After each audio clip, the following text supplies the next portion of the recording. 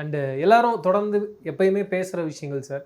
Rajini sir வந்து தொடர்ந்து Vijay sir மேலே ஒரு சின்ன கோவத்தில் இருக்கார், ஒரு வெறுப்பில் இருக்காருன்ற சொல்கிறாங்க.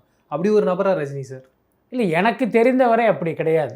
அதே நேரம் பார்த்தீங்கன்னா, இங்கு நடக்கிற விஷயங்கள் எல்லாமே அப்படி ஒரு விஷயத்தை வந்து நடக்கிற மாதிரி ஒரு கிரியேட் பண்ணுறாங்க. கிரியேட்டுன்னு சொல்லுவோம், அப்படி ஒரு தோற்றத்தை ஏற்படுத்திடுச்சு. அதுதான் முக்கியமான விஷயம். அதுக்கு அடுத்து பார்த்தீங்கன்னா, ரொம்ப வெளிப்படையான உண்மை, ரஜினி நம்ம ஏற்கனவே சொன்ன மாதிரி அவர் தான் சூப்பர் ஸ்டார். ஆனால் விஜய் வந்து அவரையும் மிஞ்சிய ஒரு இடத்துக்கு போயிட்டார். அது வந்து ஒரு யதார்த்தமான உண்மை. அப்போ ரஜினி வந்து ஒரு ஹியூமன் பீயிங் தான். அப்போ நம்மளை பார்த்து சினிமாவுக்கு வந்த, நாம் பார்த்து வளர்ந்த ஒரு பையன் நம்மளையே மிஞ்சிட்டானே அப்படிங்கிற அந்த உண்மையை ரஜினி எப்படி எதிர்கொண்டிருப்பார் அப்படின்னு ஒரு கேள்வி இருக்குது. ஏன்னா அதனால் யார் வேணாலும் நம்மளை தாண்டி போயிடலான்னு நினைக்கிற அளவுக்கு ஒரு பெரிய பக்குவம் வந்து அது எல்லாருக்கும் ஏற்பட்டுறாது. அது ரஜினிக்கும் ஏற்படுவதற்கான வாய்ப்பு இல்லை.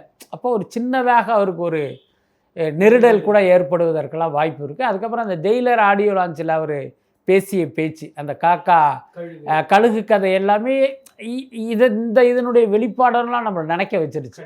ஸோ அதனால இவருக்கும் அவருக்கும் வந்து ஏதோ ஒரு பெரிய மோதல்ங்கிற மாதிரியான ஒரு எண்ணம் ஏற்பட்டிருக்கு. அது உண்மையாக இருப்பது வந்து ஒரு 50% அப்படின்னா அது பொய்யாக இருப்பதற்கும் வாய்ப்பு இருக்குது.